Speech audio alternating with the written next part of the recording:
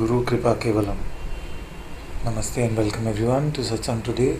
Sadguru Shri Muji Baba ki Jai.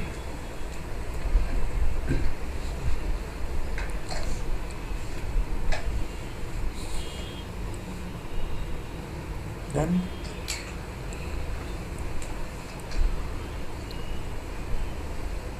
Questions, reports.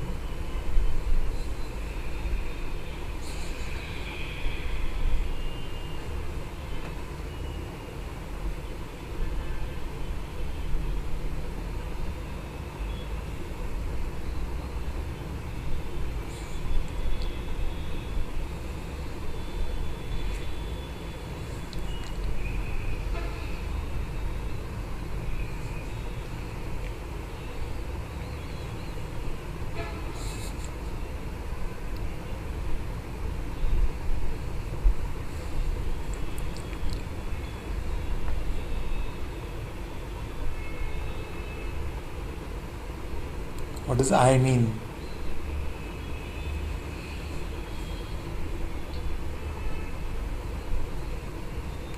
Straight to the point.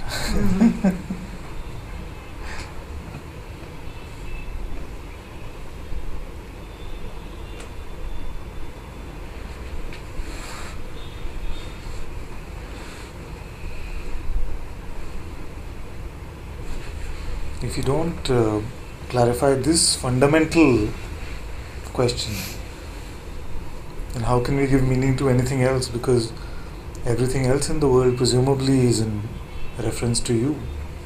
You had the experience of it, you had the perception of it.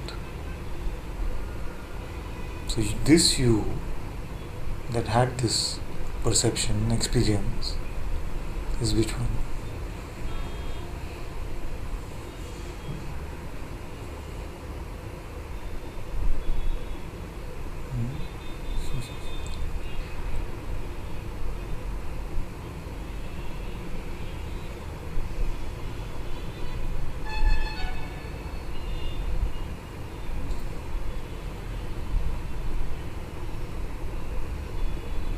What witnesses everything that can be witnessed? Can that itself be witnessed?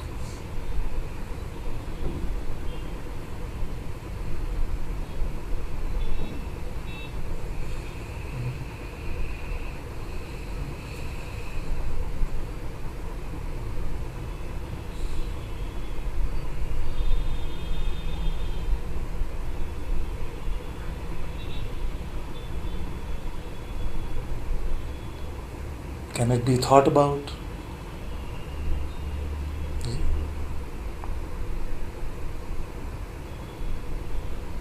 How do we know something?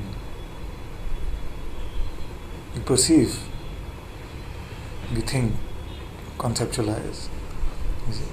But this, that itself is the witnessing. Can it be thought about? Can it be perceived? Yet, even if you ask a little child, who is perceiving this hand? Say, I am, of course. What kind of question is that? But this I, what is the nature of this one?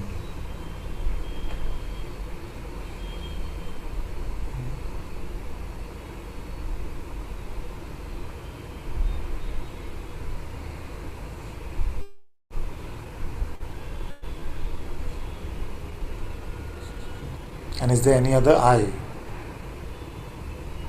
You see? Because some of you might say, I don't really care. You see? I don't really care what is the nature of that one. You see? I just want to help myself, or I want to find some peace. But there is where the misunderstanding starts. We are trying to explore who is this I. You see? And if you're happy to pick up on this notional, made up ego, me, then it is missing the point.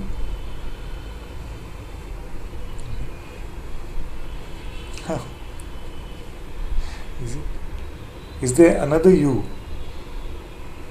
You say, I perceive this hand. Is there another you besides that one?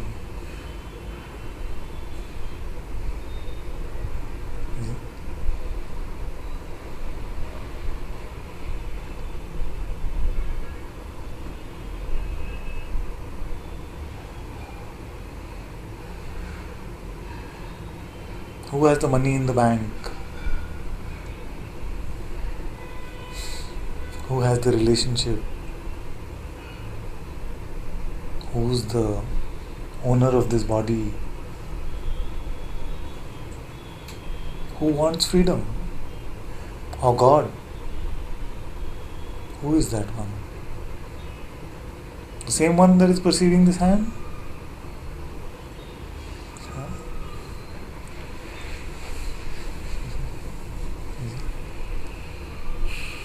So this must be what? Some kind of divine hypnosis.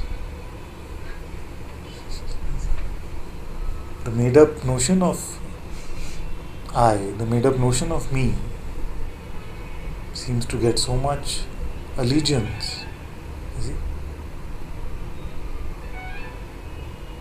That you feel like even the coming to Satsang is so that you can get freedom. Is it?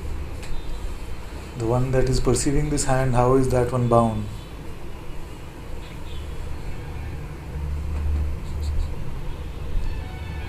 Is it? And what is aware of even this perception?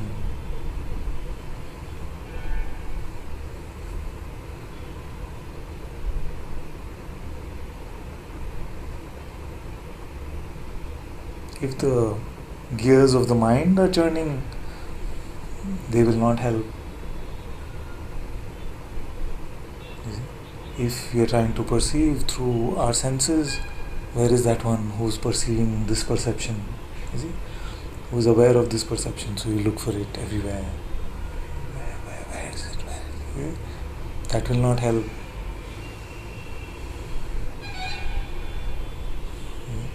What is left? Your intellect will not help. Your senses will not help.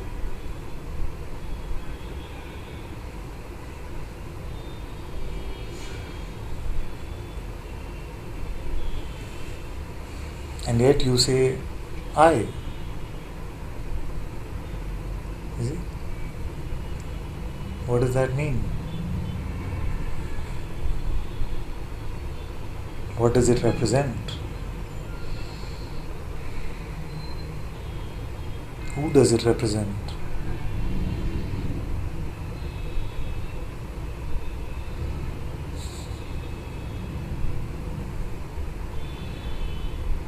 Why is it such a mystery? It represents the mind. I represent the mind. Okay. And mind is what? This thoughts, bundle of thoughts. Is it? So what perceives even these thoughts? You do. Is it? So this you is which one? When you say, Witness. I perceive my thoughts, you are referring to the witness of your thoughts. You see? But how is it that when you are pushed into the inquiry in this way, you refer to yourself as this conceptless, notionless, perceptionless witness? But most other times, what do you refer to yourself as? Not the body, because body doesn't have money in the bank. So the body is not concerned about money, relationship, even the health of the body itself, or definitely not freedom. You see?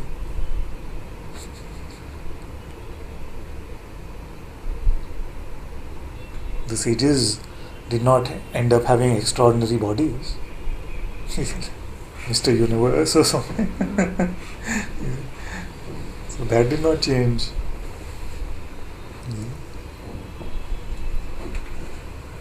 In fact, many of them had very questionable posture. So it doesn't help the body. Then what does it help?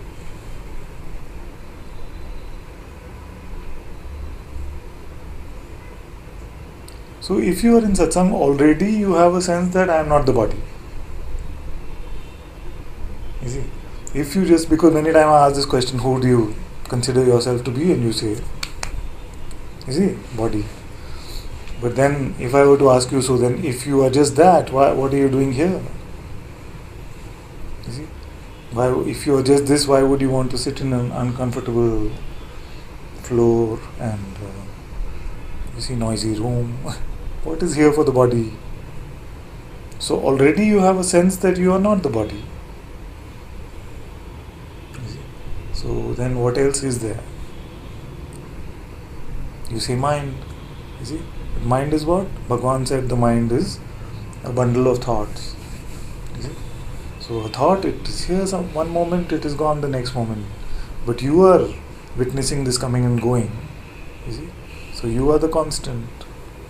So you cannot be this thought also. You cannot be these thoughts. Or at least we can say that you cannot just be that. There must be something about you which is greater than that.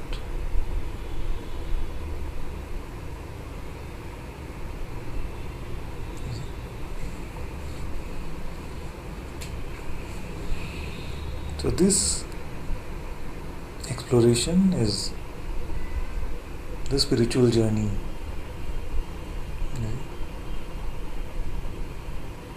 Now the journey is really, really super short, actually, because it is already over. You see? It is already over, here and now. But it is, the seeker usually just keeps picking up the journey over and over again. It's like you take a flight from Boston to Bangalore, you see, and you got to Bangalore and you quickly fly back and take the flight back again. You see? Because the journey is over. You see? Over. But if you say, but, what happened? You see? Then back to Boston. You see? I'm saying it's over. If you say, where is my seventh chakra or something like that, back to Boston. If you say, what happened to those fireworks? You see, I experienced 3 years ago. You see, back to Boston. Any notion that you attach now. I was saying yesterday that if I said that a cat is going to walk through this door in a minute, you see, you will stay with that, looking at the door, much more than when I say the truth is apparent to you now. You see, the minute I say the truth is apparent to you now, it's like, no, what, maybe for him. You see, all this. Give it a chance. What is here now? This is the shortest journey ever, quicker than immediate. You see, quicker than time. You are it. Faster than you can sit where you are already sitting. You are the self. You see, what is the journey between you and where you are already sitting? How many steps you have to take? Let's hear. 0. You see, more intimate than that is you yourself. You see? But if you pick up, if you grasp at the idea, then you can start running around the whole of Bangalore, the whole of the world. You see? What are you looking for? I want to get to where I started from. You see? You see? The goal was to find exactly where you're sitting right now. And you start walking. Are you going to get closer to it or further from it? You see? Till a point further, and then you go around the world, and then it comes closer. So you can come to it that way. You see, but where will you reach? Exactly where you are now. Wherever you may wander, you are this.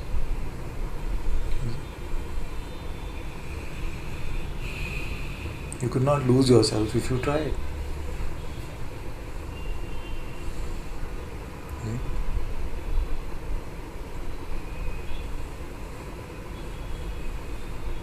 So, what is happening then?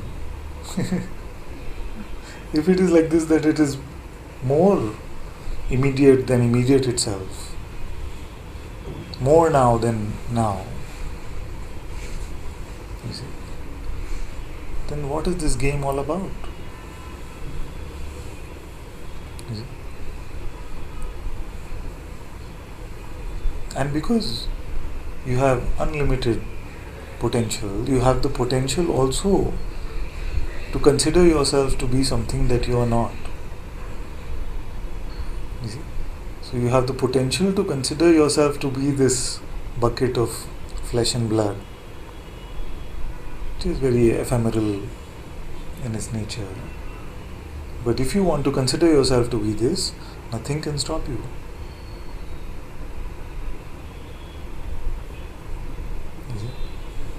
If you want to play like this, nothing can stop you from playing.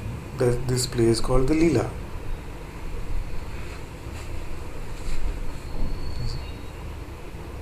But it is not true that you can ever become just this in reality.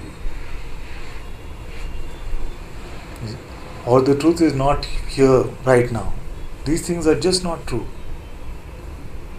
So when we say that I don't find it, it is not true.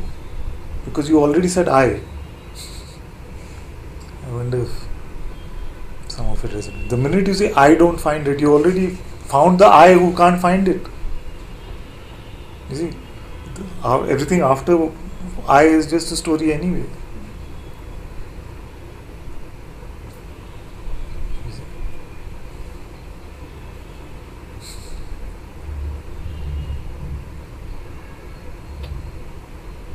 So this grasping at ideas, conclusions, notions is to try to get to where you are sitting now by walking. You see?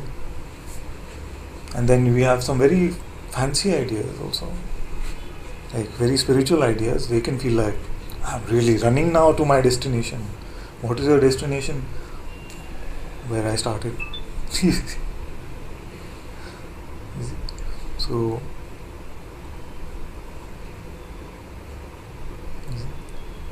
meet what is naturally here.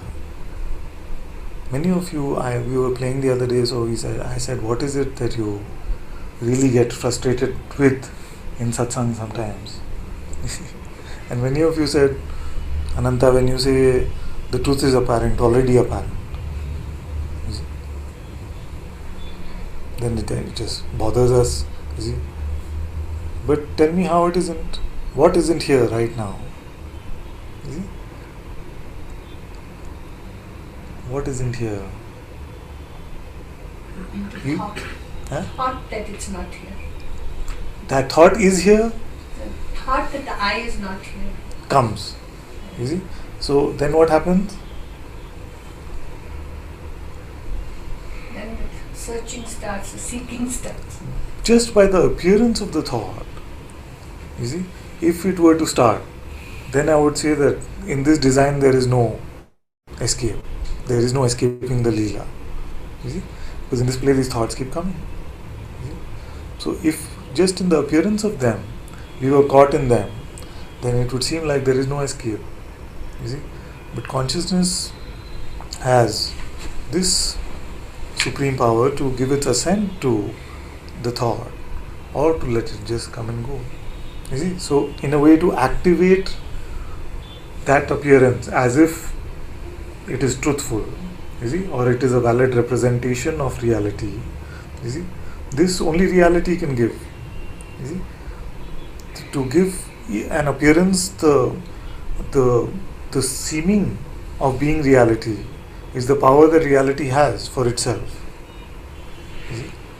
So it is not just in the appearing of them, but in our saying this is true. You see, that's why we keep playing is just a thought to help you identify what you think is meaningful, what you think is valid. You see, but to see that it's just a notion. You see, it can be very, when you start hunting like this, you will see that we are caught up in notions, caught up. You see, so if I say, what do you see?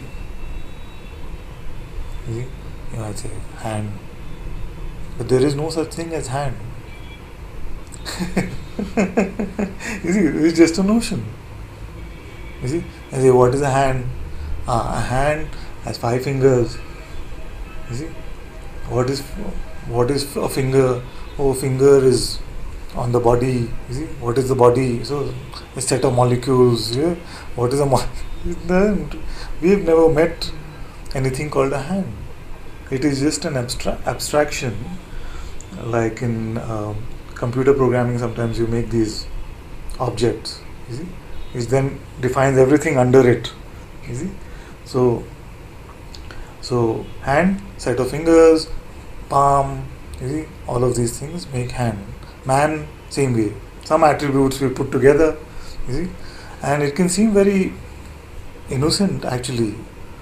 You see, it can seem very innocent, but if you see what happens, you see, so much violence is inflicted in this world. Okay, we are taking a bit of a digression, but just to illustrate, you see, because I am able to separate one set of perceptions from another set of perceptions, I can call this man and that animal. You see, something else animal. Then it becomes okay for me to inflict violence upon it. You see, whereas if it was violence or on another man, then that is of course much more serious. You see, or you would say, oh, but this is like cannibalistic behavior or something like that. Why? You see, it's just because we have these ideas, these layers of abstraction, which make separation between perception. You see, so this is just a strong example of how these notions of separation, duality operate. You see? And we make time and space in the same way. Nobody has ever met up or down. You see? Because then you would have to have this reference. You would have to make a reference point about yourself, which is again that I am this body, which we already saw is not true. You see? Up for who? You see? And it will expose all our even spiritual notions, which may tell you that, oh, you are like a pure being sitting inside the body or something like that. You see? You see? How can this be? This is just like, at some level, to explain to beginners maybe, but how can a glass contain an object, contain non-object? So this body container, how can it contain something which is not an object? So if you are spacious beingness, how can you be contained from here? And if you are not contained here, then what is up and down to you? Too far? What is far and not far? You see?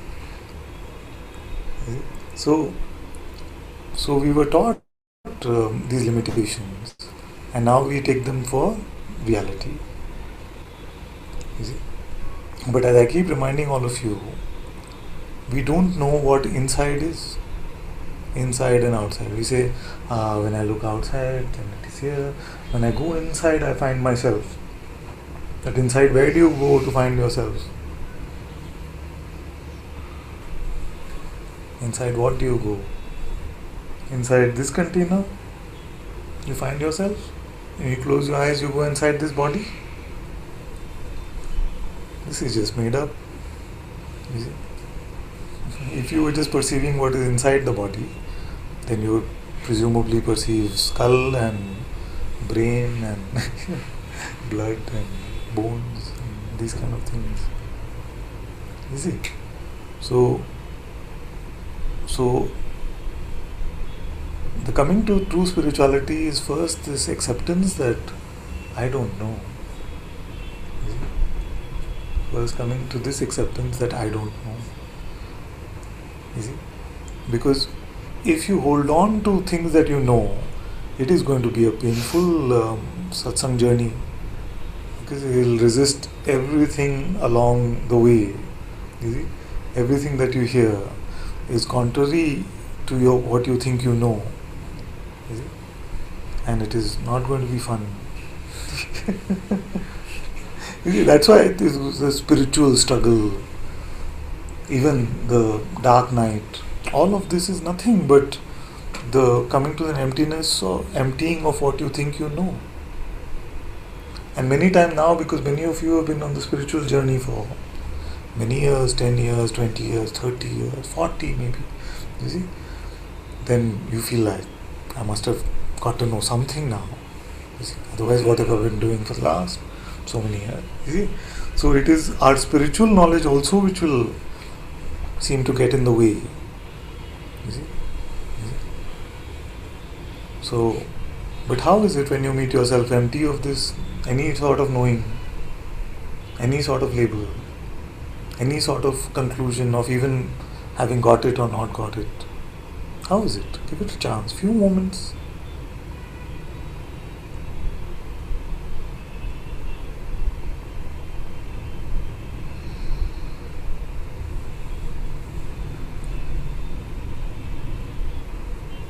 And I don't want the answer. How is it? It is just an invitation to look. When you meet yourself motionlessly, how is it?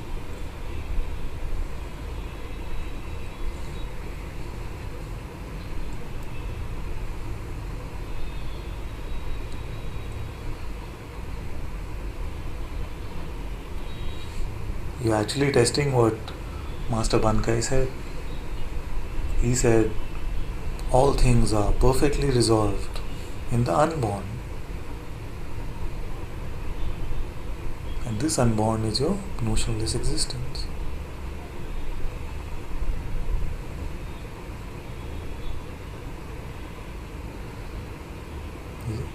So it is my proposal to you that all things are perfectly resolved right now, already. But it is completely in your power to pick up the notion that it isn't.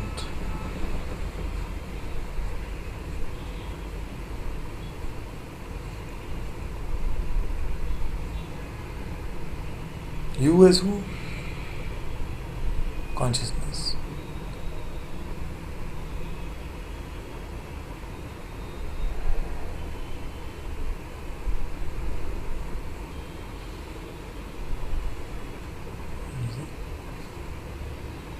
The manifest, the root of the primordial of that which is manifest.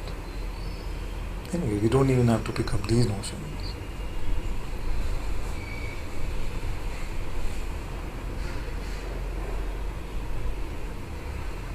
How is it notionlessly?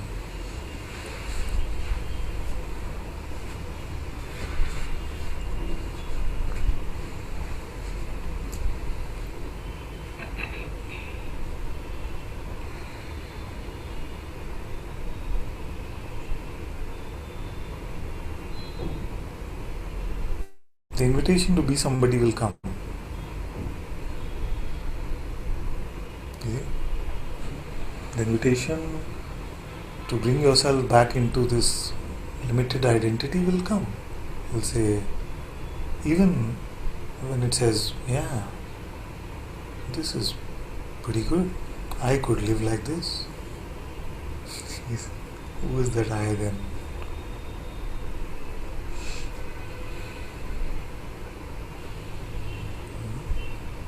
So openness, emptiness, whatever you want to call it, is already here. The unborn just is. This isness just is.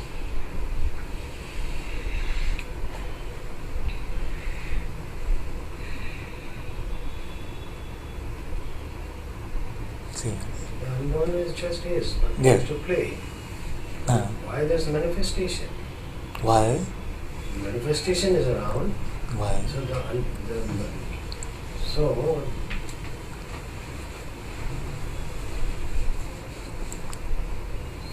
you can deny a manifestation. Can we deny manifestation? So, is manifestation not a notion? I'm not saying deny or accept. Both are also notions.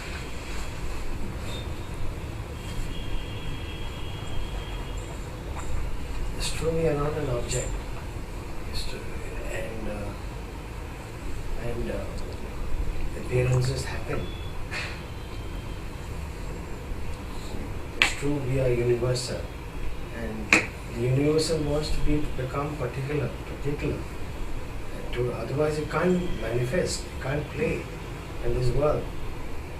So it's alright to play, right? Because that's what it wants. Brahman itself became the world. How we got from notionlessness to all this? Notionless is the background in which all notions arise. From where does it arise? It arises in consciousness, right? Okay, in samadhi state there is no world, but we are not in deep sleep. We are not in deep sleep. Then we are in the waking state. Oh. But also that is notion, no?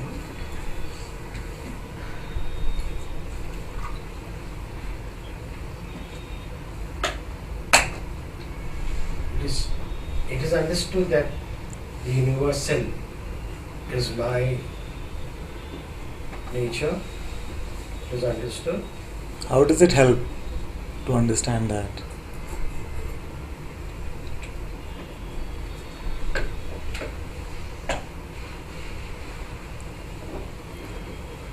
I'm fine for the moment.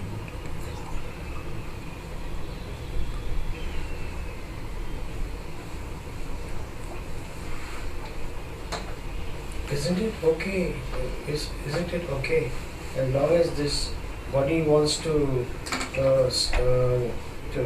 be an object and be part of this manifestation until it disappears, until this disappears, the instrument disappears. The body wants.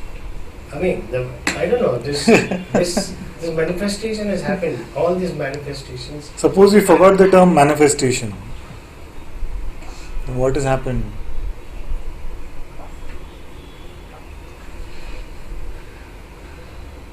I can't deny what I perceive. I'm not asking you to deny anything. Okay, I can perceive, but I know also something is perceiving.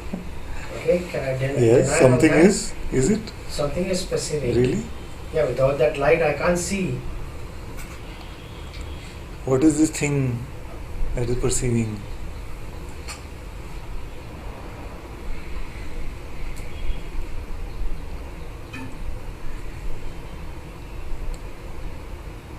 If you didn't know any of this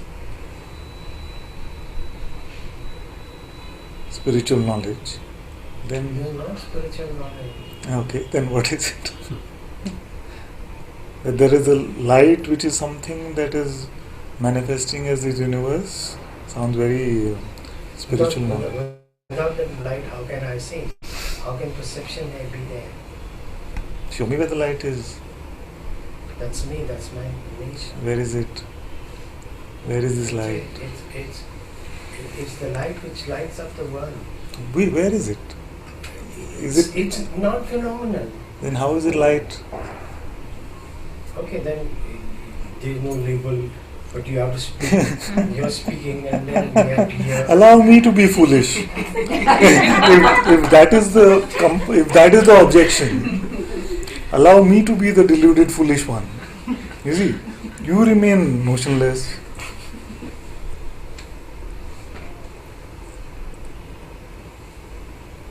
You see, because these things which you might think they free you, they're actually your chains. The idea that I know something about what this is, you see? The idea that I know something about what this is, and these are very glorious ideas. I'm not complaining about the quality of the ideas, but I'm telling you that even they are just ideas. They are just ideas. Yes, of course. Like there is a, what was it? Even yesterday in Ribu Gita or day before we read, no, that even the notion of transcendental light is just a notion. Very clearly the sages said, is the horn of a hare. Not only are these elements the horn of a hare, even the notion of transcendental light is horn of a hare. Suppose you are empty of all of this, then but something's playing in this world. I'm coming here, I'm interacting with all these guys. these are just ideas, and to put it strongly, these are just lies. You see, and I know there are lies you heard in Satsang. I'm not denying that. But we have to at some point look at even these and throw them away. Something is playing. You see? Tell me what thing is playing. What is that thing? What is and what is play? Do we really know any of this?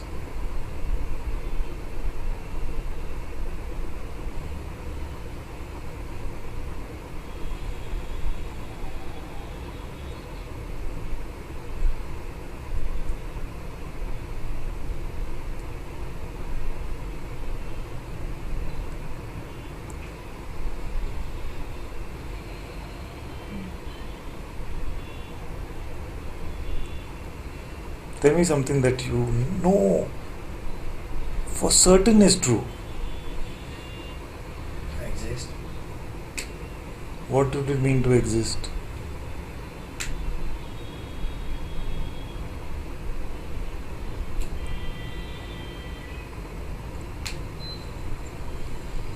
Even this is not true. Oh, Maharaj said. I'm not dead. Even this is not true. Maharaj said the only truth. You see? So you're not in bad company, you're in very good company. Maharaj said the only truth I can say is that I am. But he said, but ultimately even that is not true. Ultimately even that is a notion. Then what to speak of?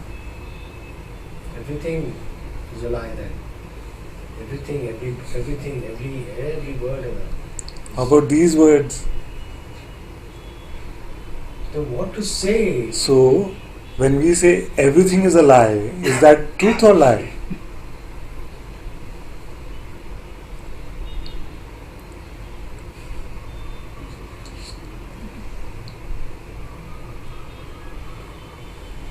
Saying is so important. You see?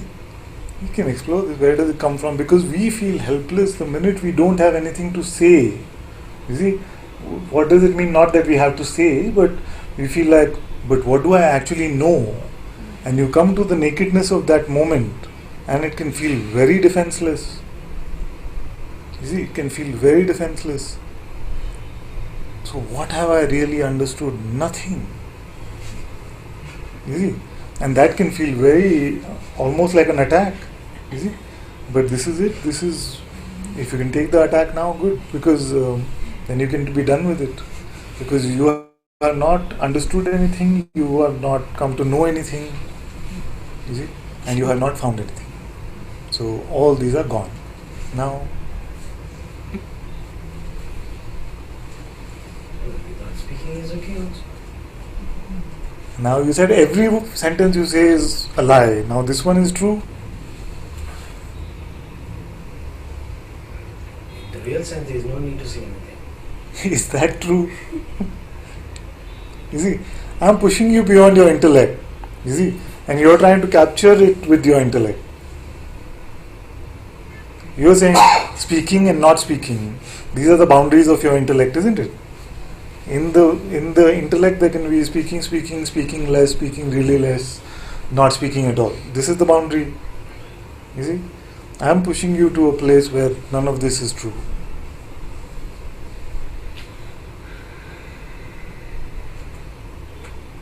So it doesn't matter speaking, not speaking, all these opposites.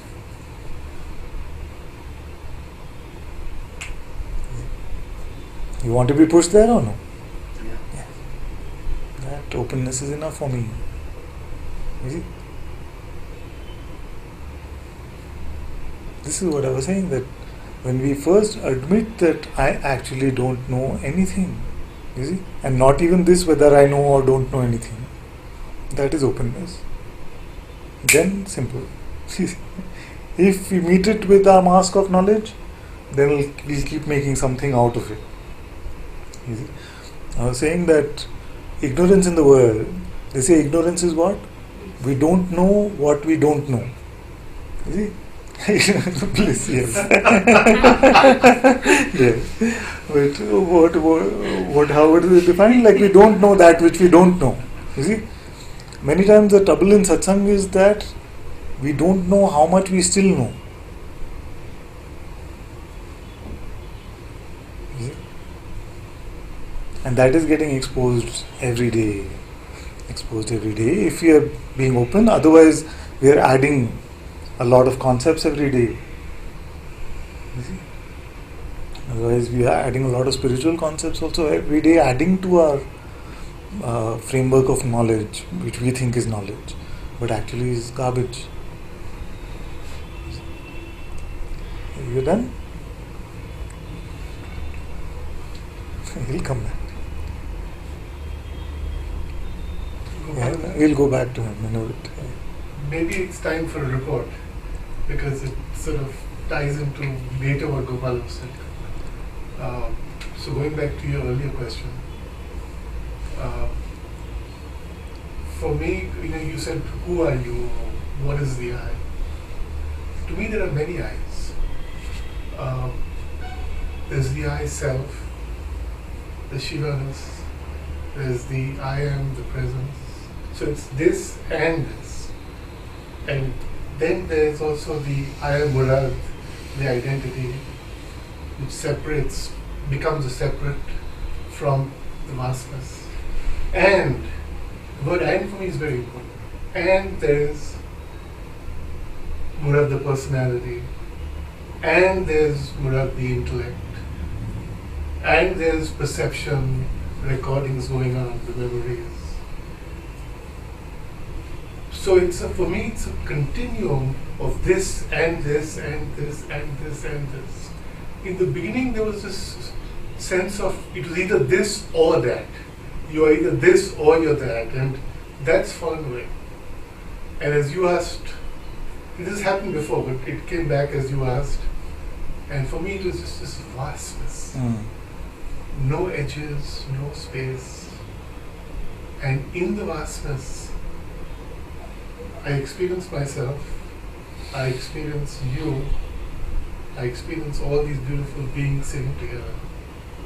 And there was this curiosity of wanting to feel Ananta-ji's I amness. And as something went there, as the tension rose and went there, I realized that there is no difference from that space. There's no difference in your I amness and the Murad personality experience his I amness. Because in that space there is no you and me. There just is. And as that was going on, Gopala's questioning came in, and your questioning came back about is that true, and that true. And in that space, they were just vibrations, just fluctuations of whatever. No matter what you said, no matter what Gopala said, brilliant, terrible, stupid, exotic, were just vibrations, fluctuations, in the sense.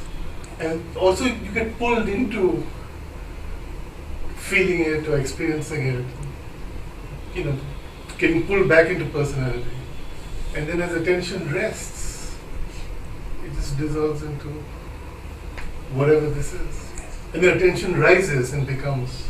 And earlier when I think you were speaking, is Jyoti, right? Jyoti. Yeah. Physician, right? When Jyoti asked him, but why its attention and rises with belief somehow and becomes this. And it's the attention, for me it's attention resting. Like when you said go inside, where's the inside? The way I experience it is attention rests. Like a wave falls back into the ocean. That feeling, as attention rests, is what we say go inside. And when we experience, attention rises and it rests. And it rises and becomes all this and it rests. And now as I'm saying this, I'm not in the I amness. I'm one step out to articulate this. But that's at least my experience of. Tell me if this was true, and if it is somebody else, we can forget about it. But you said to me last time, tell me if this is true, that you said to me that I'm a bit stubborn father, so next time don't kid glove me. Was it like that? You said this? No, okay. I take that. I am stubborn. I can do anything you want. So I take that. We had a dream conversation. So one tip I have for you then is to make no distinction. Just make no distinction. And again, I have to come out and report. But as you say, make no distinction, and I sort of fall back into that. Yeah, but don't make distinction between back and front. Right. Don't Right. make any distinction. Right. You see? Try this experiment for a day Right. and then tell me on Monday. You see? Because what happens is that we have very authentic insight. You see? Very authentic insight. But when we make a structure out of it, the structure poses as the insight. You see? It is like how we learned anything else in school or something like that. You see? We did a experiment, biology experiment, and then he said this is how it is. You see? And then what was alive, in a way, you see, then becomes this is my framework for how it is. Because all of our previous experience, all of our history, all of our story in a way also gets conceptualized and solidified in a way, you see, in that, you see. And what I'm saying is that the truth doesn't need all that hard work. You see, it's just here. Every instant is fresh. You see, and we're not superimposing any past onto it. And say, so this is what I have found. Even that is not needed actually. You see, so if it cannot be certified here and now, then it has no value. You see, so. And even if it needs my attention to go from here to here to here to here, even then it is not any value, you see. So it is not about coming to a particular place or state or way of being, you see. Because in spirituality we might end up believing that when I'm this way, then I'm like that, but when I'm this way, then I'm like this, you see. So these distinctions, although they were useful at one point to point you see, must also be now thrown into the fire. And when we start looking at it in this way, you see that all of this actually doesn't mean anything. You see? All of this actually doesn't mean anything, and it can hurt because it can seem like, but this was my certificate. You see, this was my certificate of spiritual progress. But when you see that all this distinction also is nothing, you see, it doesn't matter. It is not pointing to any valid version of reality. You see that anything that we can say this is how it actually is, you see, is not true, because this is cannot be represented in any term. You see? So this visit, I feel like the number one pointer is for you is make no distinction. You see? Either past, future, spatial, temporal, any type of distinction. You see? And as you're saying that, Yes. for me, the feeling that the residue that's coming up is fresh. You have to go. This fresh. Say thank you. Oh, welcome. Sorry to disturb. No, please.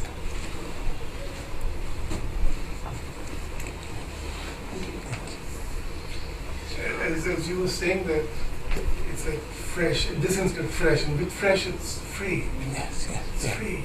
It's free. Yeah, Every yeah. fresh. Now, don't hang on to these Right, labels. right, It's right, good. It's good. right. What you're Yeah, reporting is just- fine. right. But this. So, what can happen? For example, this is how I was illustrating.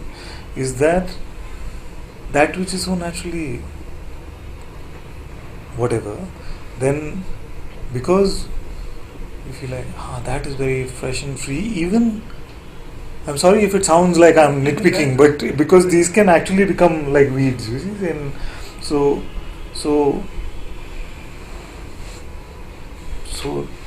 don't pick up any representation of it, of what it is. You see? I know that for reporting you could just be using terms, which is fine, but to yourself don't. You see, because it is actually beyond like any notion of free or bound or fresh or old. You know, it is so not pointable through any of these. You see, so That was just a fragrance. yes, but full empty, like full empty. You see? Just no distinctions, no distinction.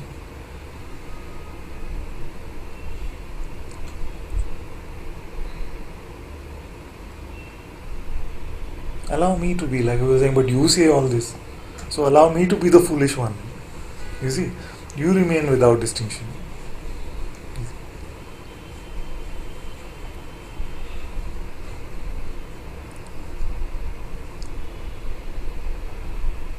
I didn't understand that. What does that mean? In the sense that, because he was saying only things that he had heard in satsang, you see, and I was saying all of this is not true, not true, not true. He was kind of saying, but you say this stuff. So I'm saying that for a while it can feel like, oh, you see, he is asking us to be notionless, but he is sharing all these notions about consciousness and the self and the witnessing and all of that. You see, so if the conclusion helps to say, okay, maybe he is deluded or foolish, you see, it's fine. I'm fine with that as long as you are not. You see, you see.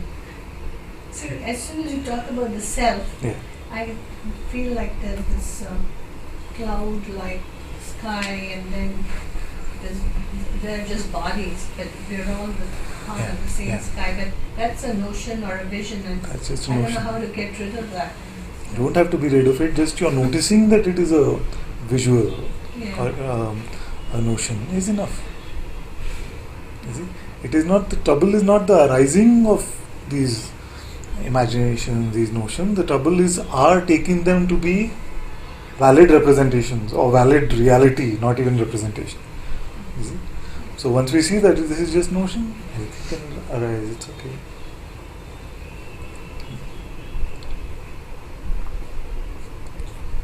There's also this quality of, as you're saying that, it's like it's self-aware, and it's like effulgent. That's the only word that's coming to me. Yeah. It's self-aware effulgence. Yes. Just glow, and then even that you let go, and when you let that go, Yeah. it's there. You see? That is when we come to this, what Guruji called wordless spirituality. You see? It is so undefinable. Like who was saying yesterday, something very beautiful. That you define it is to confine it. Guruji said, to define it is to confine it. You see? And there will come a point where, although it might seem like words are coming to describe it, you're clear in your heart that you're not actually defining it. You see, it's like the children attempting to catch the moon in their hand or something like that. You see? It becomes like that. But as long as we feel like, oh, I'm actually getting the moon, you see, till then it's best not to try to grasp at it this way. You see? I wonder if, you see, because I'm asking about these very fundamental notions like space and time, and all our frameworks are built on these building blocks. It's like this Lego set is built on these, on the base being space and time.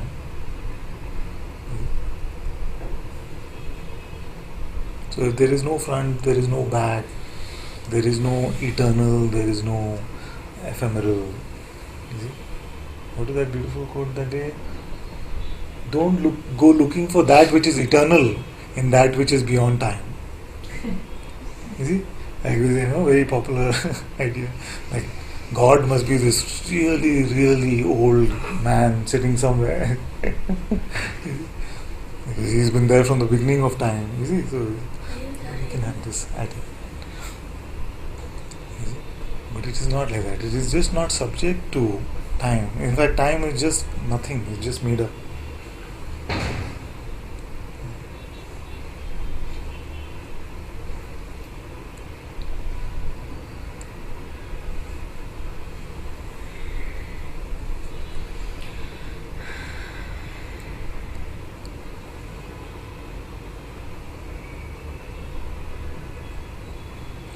And it does become a bit like this. Our conversations do become a bit like this, because you will come to a point where you will feel like this stuff is actually helping me. It is making me more spiritual. It is making me more whatever. You see? And I'm saying, throw it away, throw it away, throw it away, throw it away. Now what is left? Whatever it is, throw it away. Now what is left? If it can be defined, throw it away. If it can be defined as if it is undefined, throw it away. You see? Even undefined is a definition. Throw it away. No room for any.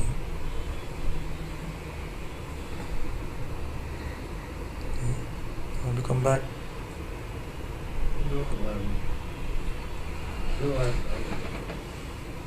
good with not speaking, but at the same time, you get up and there are things to do. I'm full man and so.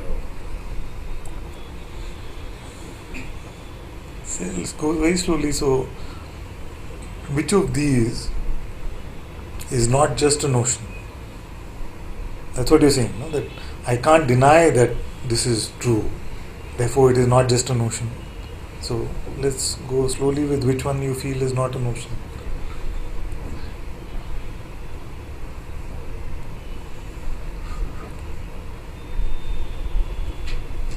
The world is notion or no?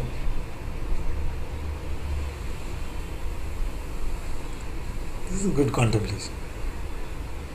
Is there something called the world? It depends where you stand. Because if you stand in personhood, there is a world. If you stand in the expanse of awareness, everything is playing on the fabric of awareness. So it's not just is there a world. The more important question is there a world, and where do you ask that question from, or where do you hear that question? Yes, but whatever that distinction might be, the question is the world real or is it just a notion? And you said, of course, that if you're looking at it from the personal perspective, then it is, of course, seems real. But the person itself is what I'm talking of as notion, you see? So isn't the person just a notion? I want to amend myself. It's not where you're looking from, it's where you inhabit. It's almost like not where you're ruling from, but like where do you sit Where's the throne? Yeah. If the throne is in personhood, Yes. then there is a world, there is time, there is space, there are relations with the body, and it hurts. Okay. If you're in personhood, but if your throne is in that sense of all awareness, then these are just flashes of light and vibration playing on this. So the first world that you describe, if I say that is just notional, it's just ideas. but you only say that because of where you're standing from or where you're talking from, because that's what you occupy. You are speaking from a position of awareness as awareness, so you can say that. But if someone is not sitting there, is it sitting in personhood, they can't say that. They'll say, the world is real, what are you talking about? Yes. I have to get up and walk. Yes. And this would be a big problem if it was true, in the sense that if it was possible for you to sit as a person, you see, then it would be a real problem. So, can you be rid of this awareness and be the person for a moment? See, I reject that statement, because that statement implies this or that. I prefer to word it as this and that. Matlab, I can sit as awareness in truth, it's here right now, and I can also sit as personhood or whatever. Show me how. But that's how we are sitting. Show me where. That's Move how from awareness. I'm not saying, no, you're still coming from this or that. Yeah, It is as you're verbalizing it. yeah. I'm saying your self, and if in our case personhood and I guess whatever, both simultaneously coexisting, not one and the other, both simultaneously. So you're the self and you're the person. It just depends which one you inhabit from. So this and, Huh. which we feel like has some reality, I'm saying is just notional. That's true. You see? So that's all I'm saying. That it is never, like you say, I can be awareness and the person. You see? I'm just questioning that. Another way for me to experience, one is primary and one is secondary. I'm using terms which Yeah. you'll have fun with. But I'm just trying to. Yeah, see, it's good Try to because just I'm explore very that. glad we're having this conversation. Huh. It's very, very good. So, So if let's say in my case I'm steeped in my personhood, then just to be very Excel-like, I would say that my personhood is primary, and the secondary realm, I'm still self, but the light is shining more in the personhood. It's, I don't know if I'm saying it badly, but you know what I'm talking about. yes. It can. So, would you say that it is not a statement of that you inhabit both worlds in a sense, but more of what you believe about yourself? Yeah. You see? So that's what I'm saying. Yeah. So it is not that you are this and that, but it is more that what you identify with this and that. You see? Right. So, and what can be identified with is just ideas. You see, this we can confirm. Like, is the truth subject to identification as well? You see? So, can the idea awareness encapsulate truth? And if I identify with the notion of awareness, does that make me free versus this? Or are not both notions? You see? And identification is only possible with notions. You see? But empty of this identification with either or both notion, you see, there is something which is not identified ever or identifiable. Perfect. That's absolutely perfect. So it pulls the sense of there being I who is like straddling both worlds or something like that. Is it? But this is the thorn. Sometimes you need a concept or a belief as a thorn Yeah. to take out the other thorn. Okay, so it's gone? It's fresh. Okay, very good. So gone? Gone. Very good. You see? Now, any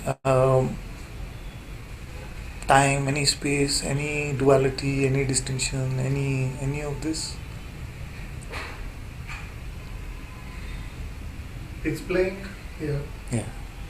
and I choose to be here without the sense of meanness. There's meanness here, and there's this. And to make that choice, how would you say that? How do you make that choice? It's a sort of falling in, and then sort of just. First, it starts off as a falling in, and then it's something that springs forth, and you just rest, or you just find yourself resting in it. Before you fall in, what is there?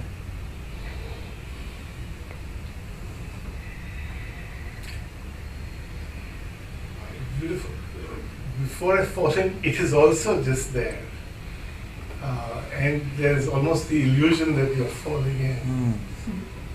Look, Yes. explore like this, Yes. like this, because if you make it subject to time, you see, then again we are getting into process, state, these kind of things. That is very beautiful. Yeah, so it's helpful That to is just very see beautiful. that before we can even have the intention of going to it. You see, what is there? You see? Like, is it in opposition to this or that? Like, is there some, like, I have to push, pull, or pull from here and go there? You see, this kind of thing. And I know that all of this was good stuff. You see, I'm not denying that at one point all of this was good stuff. It turned our attention away from this, and it got us to explore what is beyond just this. All of this is very beautiful, beautiful stuff. But there comes a point where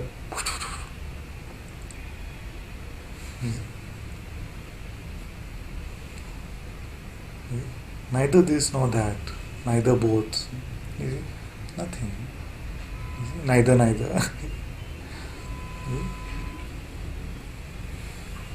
There's no struggle. Okay? Struggle is wrong. Okay? I can be as fresh as a daisy. Every step. I mean, I won't I say. like that, it's a- fresh as a daisy. Yeah. I can be fresh. I'm fresh now. Yeah. Okay? I'm aware, and I know I'm aware that awareness. Mm. Okay.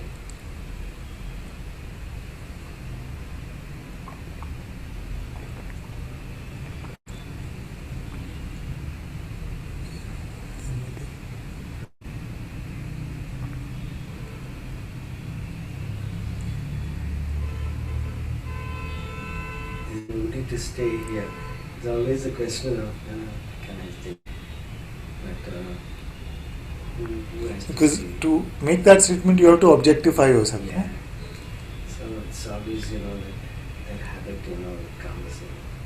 Can I stay? Who's there to stay? Yeah.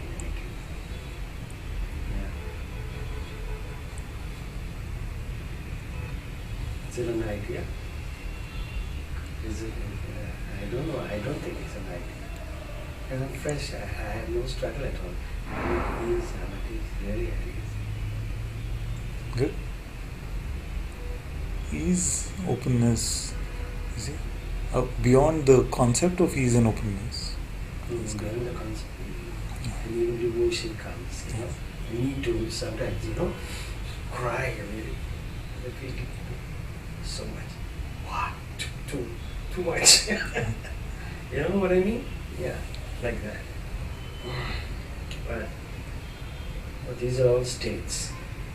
All these states that happen. I know that. Like, I can't.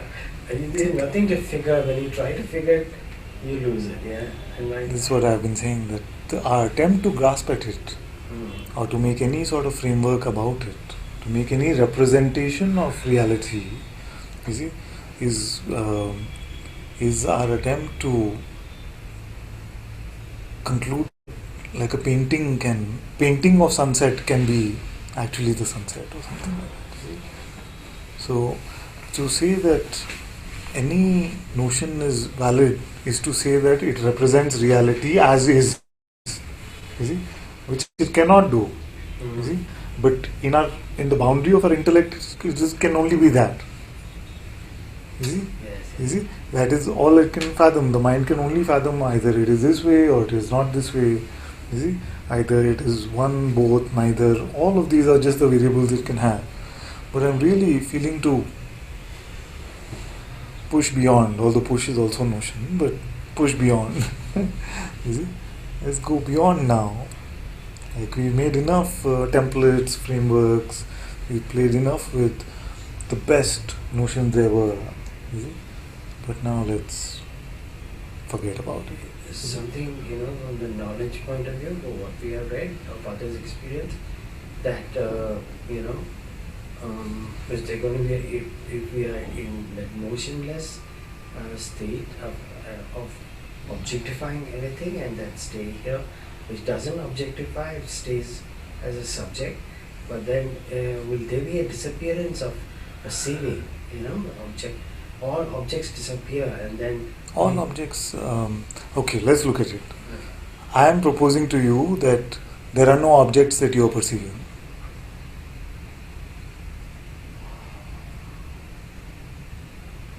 This is what he was also struggling with that. He was? Because I wasn't there for many days. So I'm saying that object is an idea. You're never perceiving an object. What are you saying? In fact, I'm going to get beaten up today with many of you. Enough, shut up. I'm saying that even perceiving is a notion. Yes. So forget that I am perceiving an object or not. Even that I am perceiving itself is a notion. You see? It is just a concept. And it's used to make distinction between perceiving, non-perceiving, that which is aware of perception. You see? All of these are notional boundaries. You are not contained in any of these. You see? Because what happens when we even buy into any of these boundaries is that what do we make ourselves to be then? You see? On one side of perception. You see? That perception. We have a nice framework we can build around perception itself. You see? Like, oh, the world is on that side of my perception. I am on this side. You see? Now forget it.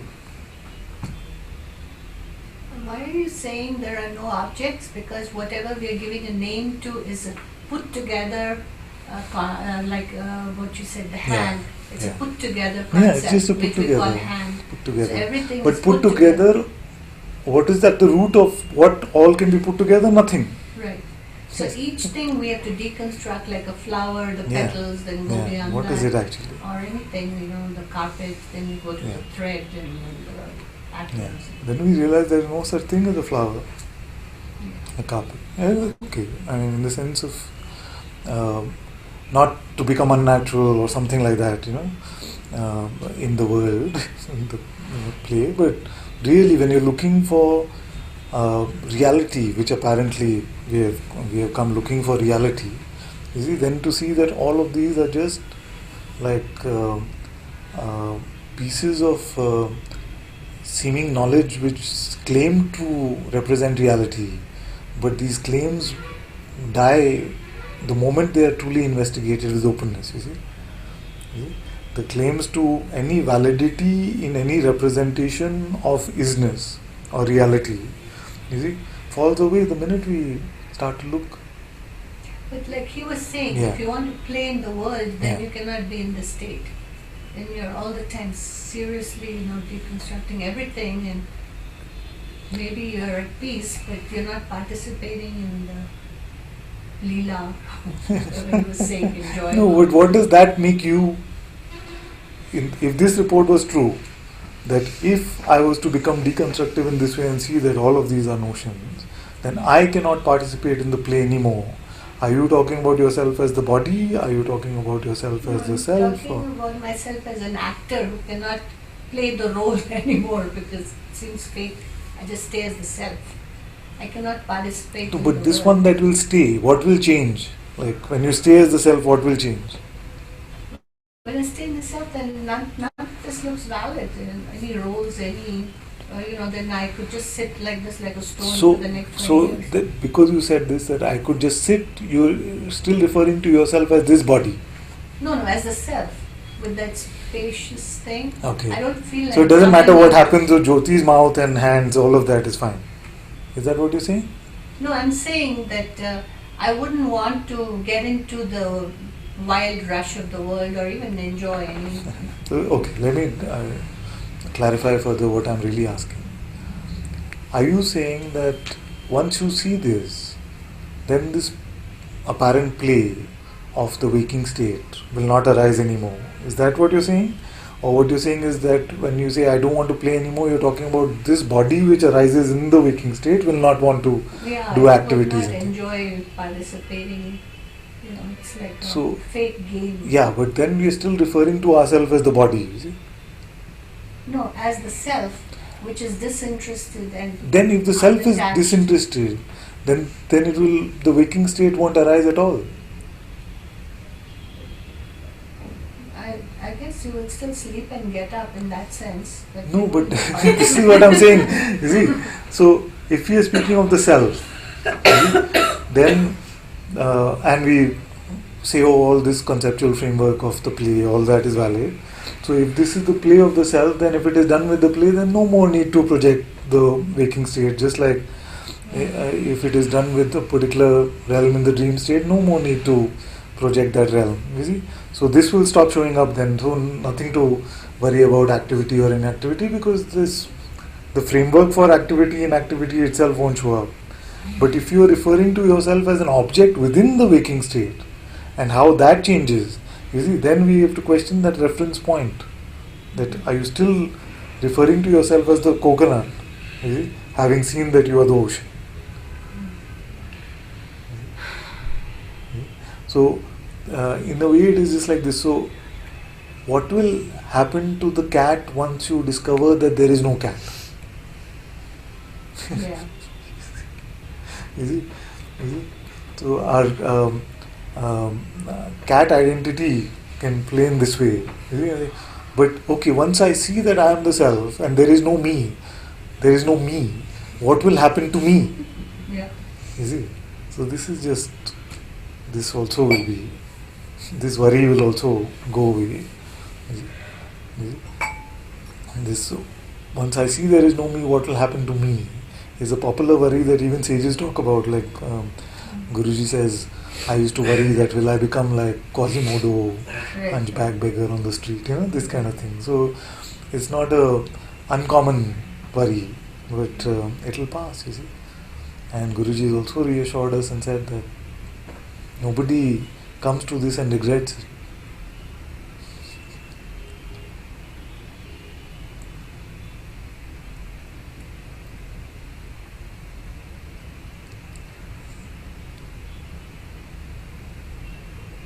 So this part of our spiritual journey together can be a bit full of tantrums, full of objections, full of things, because now I'm taking away even satsang candy.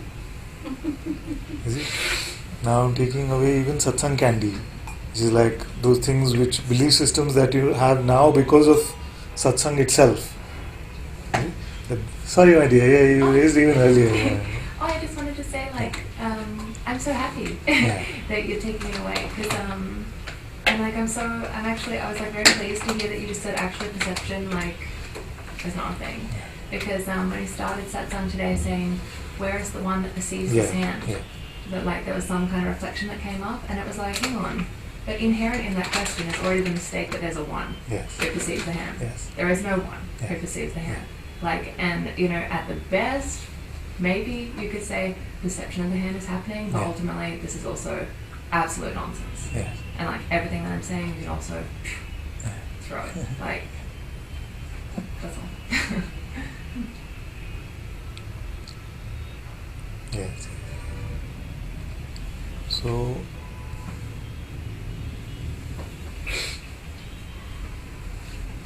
this part, I'm happy to hear one report at least that he's happy. Mostly it's just like, And you also, know. But you told us about awareness. Now you're saying awareness is a concept. You see? But what I'm really saying, because she also had a mini tantrum with me that day where she's saying, but are you saying forget about Krishna also?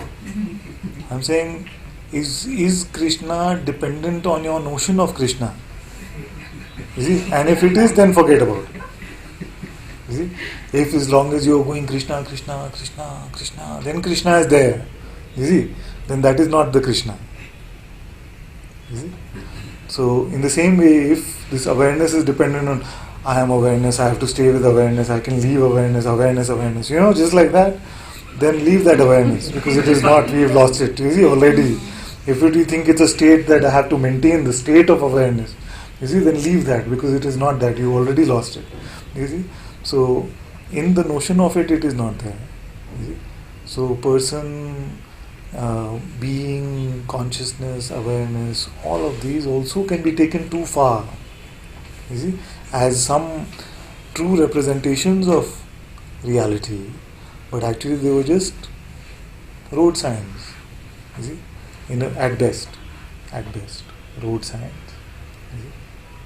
Now I am saying to all of you, in fact, make no distinction. You see? Because you may feel like these distinctions, my spiritual distinctions, actually are in service to me. You see, but they are still Dvaita. You see, duality.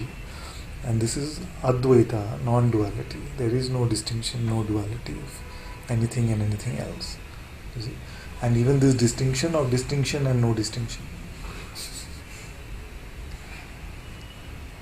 Well, can I just now really clarify? Because when you say, how I understood it that day when you said to me that will my notion of Krishna change the existence or non-existence of Krishna, to be that I'm imagining, say, an entity called Krishna and his qualities or whatever through certain conditioning, and that if I drop all that and just be open to just look and not put a label or whatever, then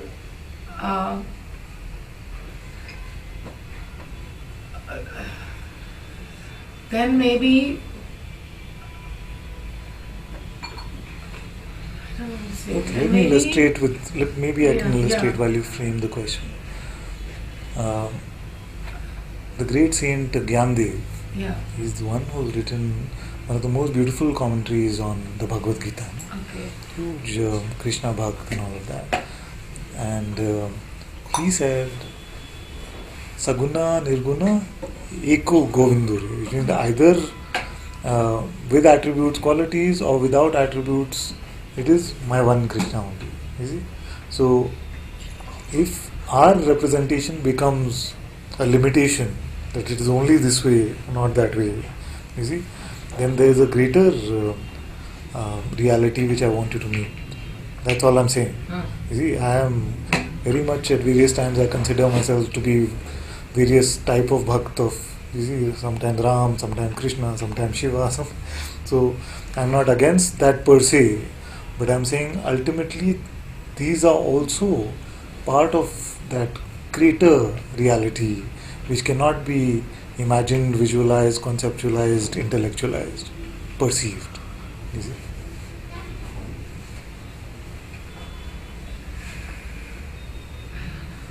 I mean, In a way, it is like the Papaji and Bhagwan story. Yeah. You see? And so some of you on the broadcast may not have heard it. If somebody is new, they might not have heard it. So Papaji beautifully came to Tiruvannamalai to meet Bhagwan Sri Ramana Maharishi, and beautiful that happened. He saw that he had already met him actually, but he'd never been to Tiruvannamalai before, but that's another story. So he came for a couple of satsangs, and then in Arunachala he would have these beautiful visions of Krishna. It was like Krishna was playing with him in as much reality as this body. There was Krishna's body that would play with him. So he just started enjoying that play, the sweetness of that state so much that he didn't come to satsang. You see? So then when he did come, then Bhagwan asked him, so where have you been? And Papaji, they say, and of course I'm paraphrasing, maybe it didn't happen at all like this, but it certainly serves a purpose to paraphrase it in this way. And Papaji almost with a sense of pride said, yeah, I was playing with Krishna in Arunachala, like with a sense of specialness. And then Bhagwan said, so where is Krishna now? He said, no, now he's not here. And Bhagwan said, what comes and goes is not here. You see? So, very much all this beautiful experiences, darshan, visions, all of these can come and they can go. You see? But Bhagwan is pointing to a greater reality which is beyond coming and going. You see? So and in that, in itself is not in opposition to anything. But when we take something perceptual, something tasted to be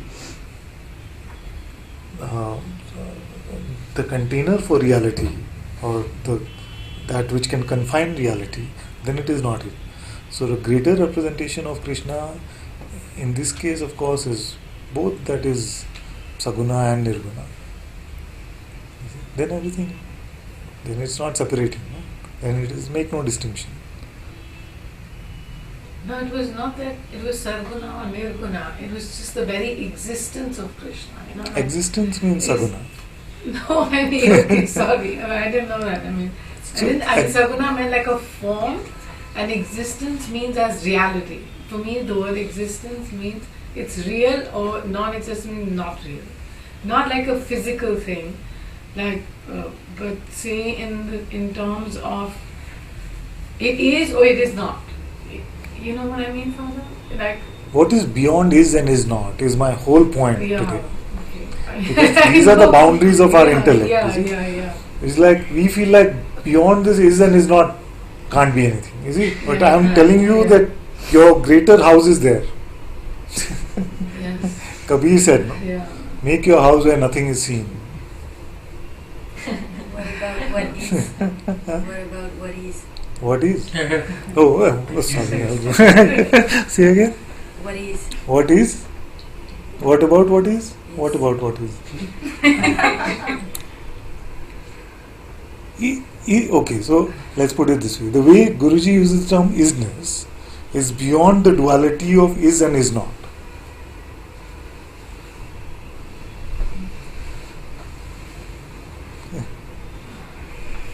It sounds pretty clear to me. Is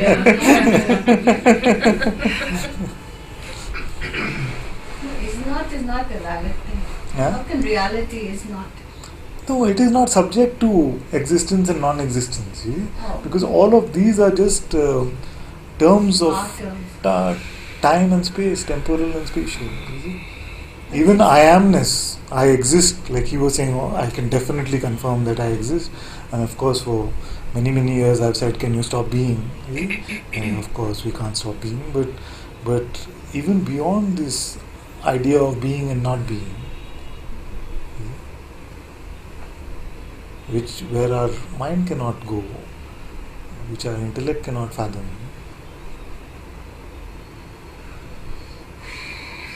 This is your abode without time and space. You see. But if you keep getting caught in time, getting caught in cause and effect, when this, therefore that, all of this, you see, is still then part of our notional idea of reality. You see.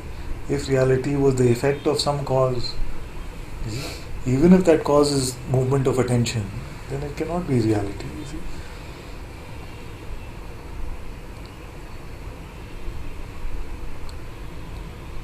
So let's smash these like paradigms. You see?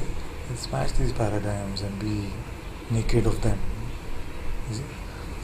That is true Jainism.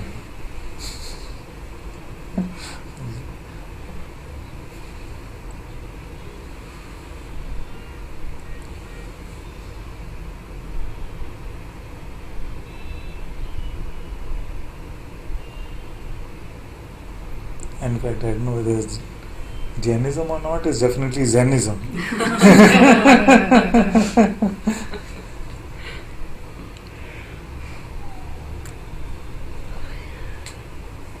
Bodhisattva was a Jain?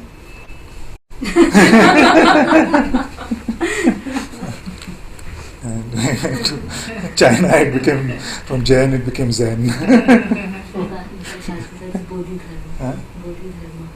That's what I'm saying. Was he a Jain monk? No, I'm kidding. Bodhisattva. I said Bodhisattva. Bodhidharma.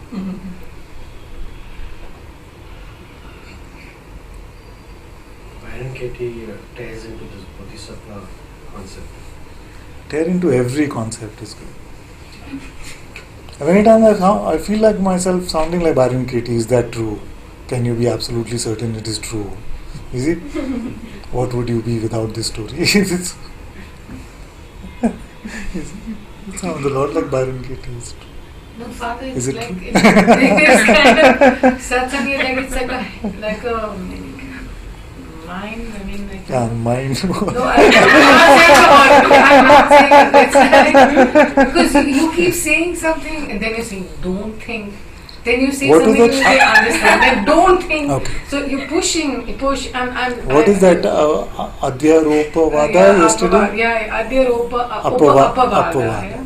Which is to assert something. Yeah. You see, to get some belief in that assertion and then Crash. completely crush it or deny it. You see, and then you're left with neither this nor that. You see, and you might feel like, but that is the extent of everything. But actually, it's our intellect is just a tiny part. You see, we feel like we are contained in it, and that's why we struggle with these kind of things. What is the sound of one hand clapping? How did that goose escape that vase when the top was so small? But I just feel that, okay, whatever that, the resistance or the anger or the frustration or whatever it may be which comes, It's just the melting of what you think you know. there's still some gratitude there. I don't know, whatever it may be. The melting actually is the tears when they come. Yeah. Yeah. But the anger is the defense of those. Like, but I know this, man. No, it's I a know this. frustration now. What should I believe? And the best way to defend what I know this is, but you only told me.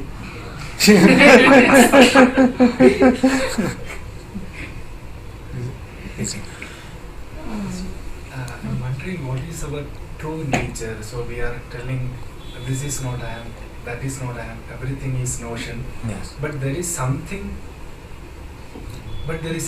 Yes. What is that something? How will you, what will you, that is, I understand that is my true nature. Yes. Is it experiential or is it only, it is just a knowledge? Exactly. So these are the two categories we have. One is perceptual experience that we can call it experiential, or we can call conceptual. The world is round, there are 10 million stars in the sky, you see. So this is just knowledge. Now, if I told you it is neither, and still it is undeniable, you see, what would you say? Like we are continuing on what Joy said. So, are you perceiving this hand or no? Yes. So, this one that is perceiving the hand, you see, is not perceptible nor is it conceptualizable. You see, like you said, it is neither knowledge nor is it an experience. Is it that's my true nature, which I am referring, which I am seeking, which all of us are maybe seeking, my true nature? Is it something which I can experience? Yes. Or is it's just a knowledge? This is it. You cannot not experience it, but you cannot experience it as what we think of experience. You see, in fact, you're always experiencing it, but not as a phenomenal experience. You see, so that is why you cannot perceive it in this way. You see, when you say I perceive this hand, you are not lying. You see, and you are not speaking from knowledge. You are not speaking because you read somewhere that you perceive this hand. You see? And yet you are not experiencing the eye in a tasted way. You cannot tell me the size, shape, color, age of this eye. You see? So this is like a non-experience experience, which is so present, to use the term. You see? That if I say, no, you are not experiencing it. You see? It is somebody else experiencing this hand. Who would say, you're just speaking absurd things. You see? And yet if I tell you, can you tell me what the perception of that eye is? Tell me if I'm going too fast. You say, I am perceiving this hand. And if I tell you, if I ask you, how is that eye perceived? Is it an experience? Or is it a knowledge? It is neither. And yet it is undeniable. It's quite crazy actually. It's quite crazy. Let me give you an example, right? Is there a yellow coaster on this couch? Yes. Yes. Is there a yellow coaster on this couch? So simple. In the world, it seems so simple. You see? Now, this eye that you are claiming perceives this hand, did you see it like you saw the coaster? The eye that you say, I am perceiving this hand, this eye, did you see it like the coaster? That you saw the quality of it and said, oh, this is the eye that is perceiving.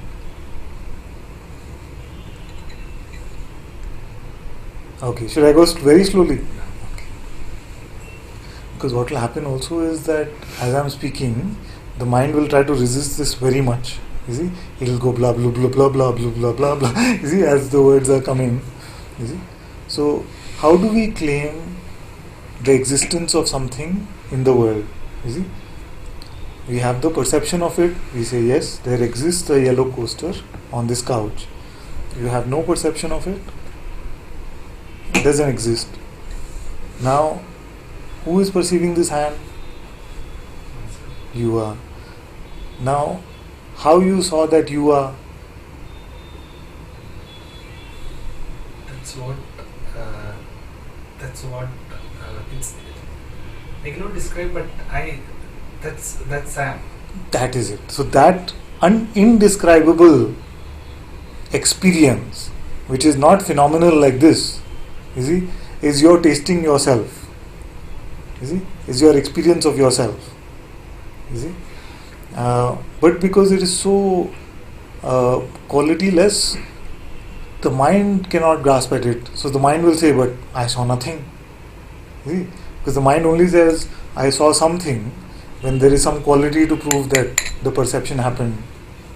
You see, so beyond these mind conclusions, it is very natural for you to say, I perceive, but this I itself is unperceived, and yet you say yes. You see? As long as I am alive, I have mind, I will have intelligence. But the thing which I am trying to perceive, or the thing which I am, is beyond both these. Exactly. So how I will perceive with this limited mind and no, you don't have to. These are just like two fingers. You see? So your perceptual capability, your conceptual or intellectual capability, these are just the two fingers. You see? We have got so used to only using these that we feel like there is nothing else. You see? You feel like if it is not this way or this way, then what will happen? That's why we resist, no? If I say it's not in this box of intellect, then the intellect itself will come and say, but that means I'm lost. I'm not understood anything. I'm not getting it. Because we only used to using these devices. You see? But actually, there's a greater device for which to claim that I am perceiving this hand is very natural. You see? Did you read in a book that you are perceiving this? No. So it's not knowledge. You see? Did you see the color, shape of size of this eye? You see? No, you did not. So it's not experience as you first asked. You see? It is neither, and yet in some part of you it is clear that you are perceiving it, isn't it? It is just not clear to the mind, and it is just not clear to perception. You see? That is the part which I am introducing you to. Is it a thing which we need to seek for, or it is a thing which we... Or do... If seeking means I need to either use my body or intelligence or my mind. Yes. So, but this is something which I cannot use. Exactly what I am saying. So what I am supposed to do? So without these, are you lost or are you found? Without the use of, you said very nice, okay, body, mind, intellect and senses. You see? Now I'm used to finding only with this. You see? I'm saying, okay, it cannot, and you said that it cannot be found with this. So now I'm asking you, if none of this is that, you don't try to use or grasp with any of this, would you call this lost? I would call it found. It's a found. Is it? That is it. Is it a happening, or it is, or will you say after some time it is an experience, it will happen, or it is already there, and what makes me separate from that? Yes. It is only, like you call these devices, or I call them devices as you were spelling them out, it is only these devices, and specifically are what we call our mind, intellect, which seems to keep selling the idea of separation. You see? So that's why I keep saying, in your notionless existence, there is no duality, it is Advaita. And even in your notional experience, there is no duality, it is Advaita, but there is the power to pretend as if there is duality. Suppose if I am in a state where I neither use my intellect nor use my mind, will it be the what I am seeking for? Yes.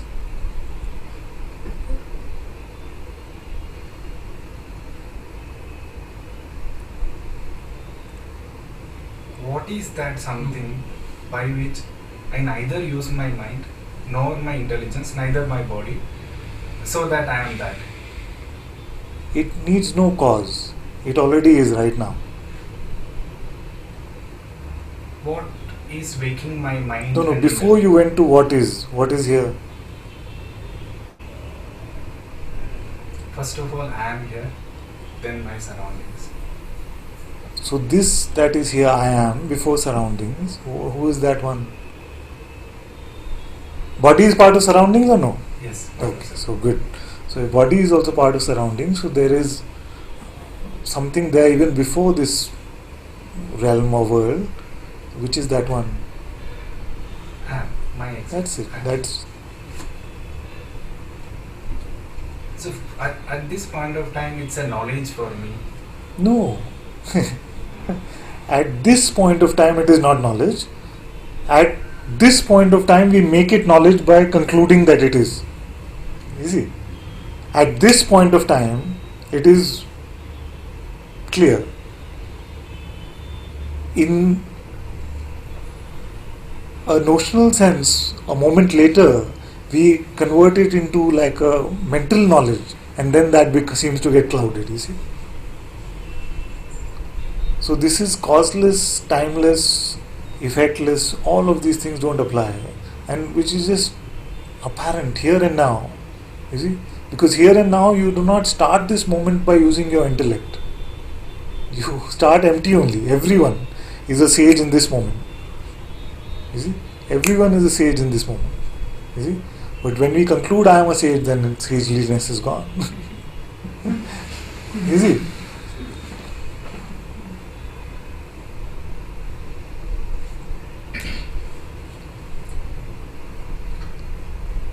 It is a happening. It is an experiential thing, and it is already there. That's how we start talking. But then you see that actually happening implies that it is in time. You see? But a better way to put it, if we have to put it some way, is to say time is a happening within that, within you.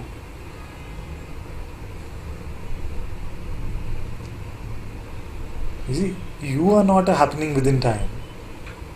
So the now that we are speaking of is not the moment in time. You see? So you said, what was the precondition? You will not use your intellect. You see?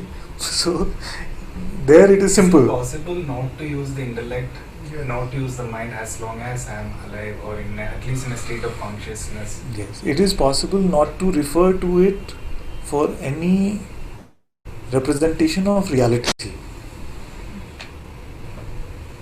You see? It can still come. All the conclusions, all the thoughts can still come. But it is possible not to refer to it as if it is speaking the truth.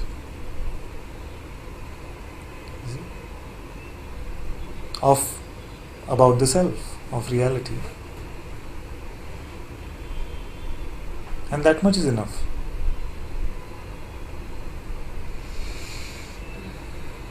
You see? In fact, the effort is in going to it. But because our habit has become to go to it, it can seem like the effort is to not go to it.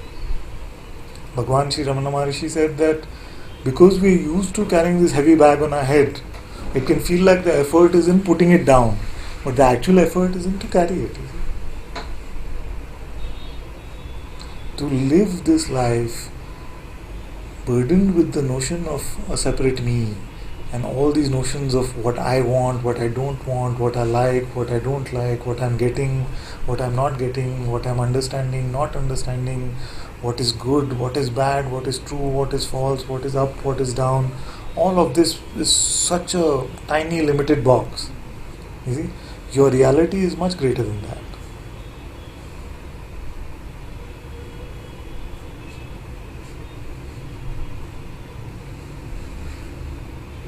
That which is here now, is it constrained by any of this? Unless it pretends to be by going to your mind? It isn't, you see. So, the self-recognition is immediate, before immediate.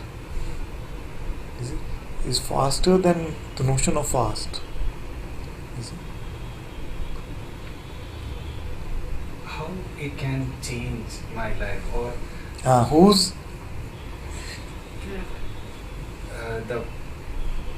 Suppose I am in a state, will I be the same person right now which I use intellect and my mind? Will I be the same person? This discovery is not personal at all. And because the discovery is not personal, what we are calling the person is just an amalgamation of our belief system, you see, like what we believe about ourselves. So, because that is just a belief system, it cannot come to a discovery. You see, you can add beliefs to it or withdraw beliefs from it. You see, the person is like a box of belief. You see, you can add fresh belief to it, or you can withdraw belief from it. It itself does not have any existence, independent existence. Okay. So to presume that this reality can do something for the non-existent one. You see, somebody said cat, Let me tell you the story then. So once you can say a cat was born in a world without mirrors. You see? So it could not check on itself. You see? But everybody around said that you're a cat, and your only job is to get the next bowl of milk. You see? Then you'll be happy. As long as you keep getting the next bowl of milk, you'll be happy. So then we were told, what is that bowl of milk? Get a good education. Get a good education, you'll be happy. And we were told, get a good relationship. You come to that bowl of milk, you'll be happy. Then make enough money, you'll be happy.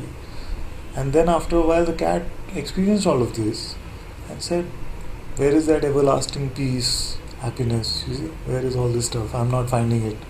Then somebody came and said, you need to get that Amrit bowl of milk. You see, that eternal, the bowl of milk which is so sweet like Amrit, and then you will be free forever. You see? So the cat said, this is very good. I didn't know about this. You see? Can you tell me where to find it? You see? Then they said, go to this master, go to that master, go to that master. There we tried at all the satsangs, all the various places, we tried to get that eternal Amrit, but it is not found. Then from somewhere, let's say grace leads us to a master who says, you come as a cat saying, I want my bowl of milk, which will make me eternally happy. You see? Master says, you think of yourself to be a cat? And you say, of course, I'm a cat. You see, this is my story. I went from this bowl, this bowl, this bowl. I come here and finally somebody said, you have the ultimate bowl. So this one says, oh, sorry to disappoint you. I don't have a bowl of milk, but I do have a mirror. And if you look in the mirror, you will see that there is no cat. You see? So, would you want to look? You see? So if you say yes and you saw that there is no cat, you see?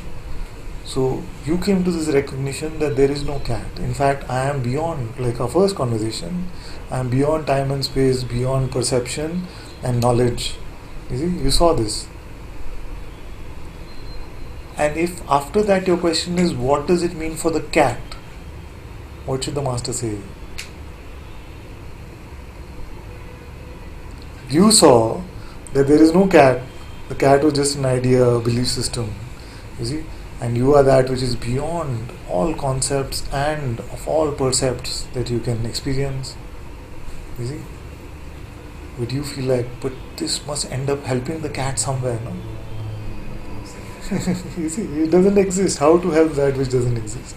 So the person does not exist. That's what your discovery is. You see?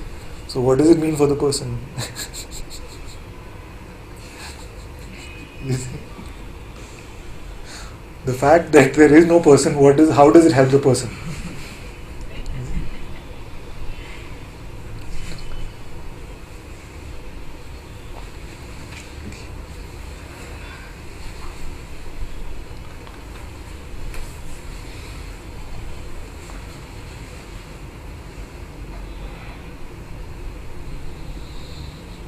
Thank you all so much for being in Satsang today. Sadguru Shri Muji Baba ki Jai. Sadguru Shri Ananta Ji ki Jai. Guru Kripa Kiri.